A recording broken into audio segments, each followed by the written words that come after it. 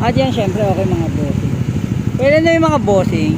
Kung mapapansin nyo, yan. Oo. Nag-book ako ng cash up. Actually joyride pala no? Kasi pupunta kami sa kabilang bahay. Nang hinayang ako sa gasolina, nabigatan naman ako sa motor.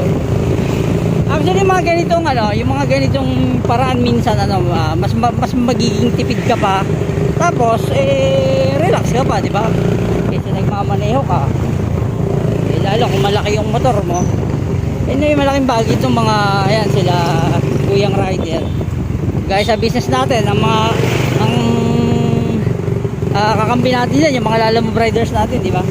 So ganun din yung joyride. Parte na rin sila ng ating mga everyday necessity. Kailangan naman talaga yung mga ganyan, transportation, in which na makakatipid, di ba yun?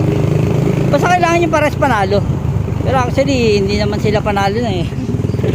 But anyway, siguro naman hindi naman sila babiyahe kung kahit pa paano hindi kumikita.